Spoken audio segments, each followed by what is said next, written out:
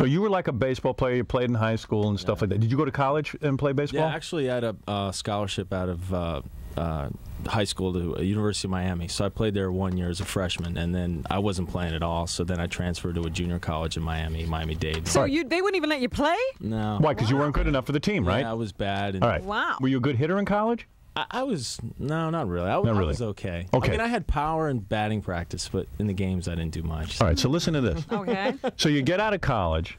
Yeah. Or whatever. You didn't even graduate college, right? You didn't finish. I graduated junior college, so I have an associate degree. Okay. So you went there because, like, you bombed out of regular college. Yeah. Okay. So you go there, and then I guess, someone told me, like, as a favor, somebody let you sort of go. Tommy Lasorda is really, really close friends with my dad. What does your dad do? He's like a car dealer, and you know. And how does Lasorda know your dad? They kind of grew up together. They're from Norristown, Pennsylvania, and he's your godfather, right? Well, no, actually, he's my little brother. My little brother's godfather. Okay, so he's close friend of the family. Real good friends of the family. So as a favor to your dad, did you say to your dad, "Hey, Dad, can you ask Tommy Lasorda if I can try out?"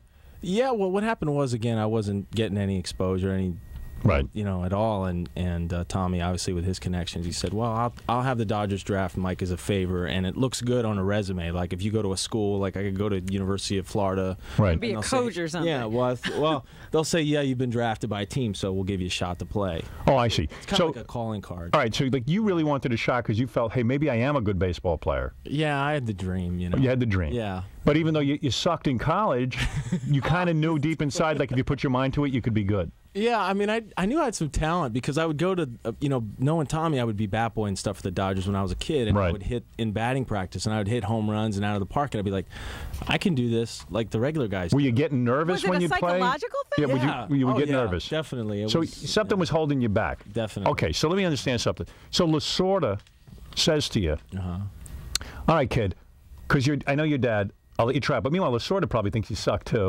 And he's just doing it. And he's just doing it reluctantly. Just get it out of the way. He's like, I wish the whole goddamn family would leave me alone with this already, right? Yeah, all right. He's been calling his mark in ever since. So. Yeah. So he lets you like try out. And you try out, and what do? They put you in like AA baseball or something? Yeah, or? you goes rookie ball, A ball, AA, AAA, big leagues. All right, so you were like in rookie ball. Yeah. All right, which is like you might as well be dead. Yeah. It's the same thing as junior college. And when you go in rookie ball, do you suddenly start to get good?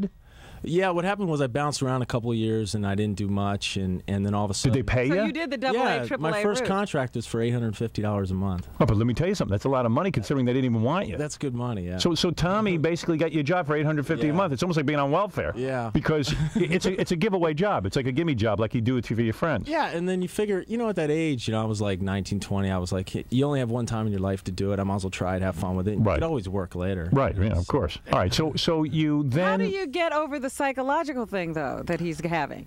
Well, what happened was I really started going to the gym and training. I started lifting. I gained 15 pounds. Really got stronger. And then when I finally got a chance to play, they said, "Okay, hey, you're hanging around here long enough. Either you're going to get one shot to play, or you're out of here." Good. And then that's a way to relax you. Yeah, exactly. Yeah. Right. But then that's funny you mentioned that because I just relaxed. I said, "Hey, screw it. I'm just gonna I got nothing to lose. Nothing to lose. Have fun." And I hit 29 home runs in A-ball in Bakersfield. So does Lasorda call you up and go, "Hey, maybe I wasn't such a jackass for hiring you. Yeah. You're starting to hit home runs. You're making me look good." He started taking all the credit. So that's A-ball. Then they put you to AA and AAA? Yeah.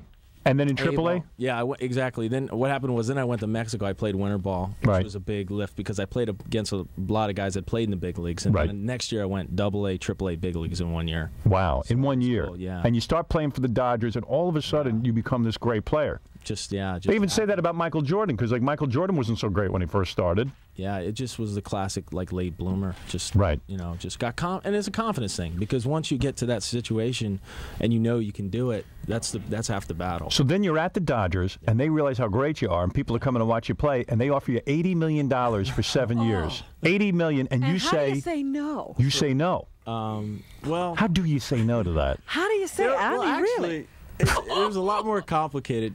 Just negotiations kind of blew up, and there's a lot involved. It was just like I didn't like the way the team was going, the direction, and the way that the negotiations were carried out. It was just kind of. And Tommy wasn't there anymore. Yeah, actually, they just hired him back as general again. manager. Yeah. Was Tommy pissed at you for not going with the Dodgers? No, it wasn't really a thing because I had one more year till I'm a free agent after this year. I could sign with anybody if the Mets don't sign me. So it's kind of it was kind of knowing that I could play for somebody after the year, but it just wasn't. So as soon as you tell the Dodgers you're not going to take their crummy $80 million, and you're going to hold out because you basically your philosophy is, hey, I don't care. I'll just hold out for more. I'll play for somebody. I'll play for somebody. I mean, but it wasn't. But don't you, as a player, say to yourself, why not take the $80 million right now, and instead of holding out for like 100 or 120 million? Yeah. Which, hey, you're what talking do you about. care if the team wins or not? Yeah, like why not take the 80 million? Because like, now I don't want to jinx this or anything, but couldn't you get injured like tomorrow? Oh yeah, like if I were to get injured, God forbid, I would probably have to, take a 1-year deal somewhere to kind of reprove myself and then sign with somebody. Yeah. Right. So you could take the $80 million today. Now, the Mets probably love you because attendance has gone through the roof since you started playing for the Mets. How long have you been playing for the Mets now? And I got here, I guess, at the end of May. All right. So when you want to this is what I don't understand about baseball. Yeah. Okay, hold on a second. Sure. Got a million questions. $80 million they offer you. You say no.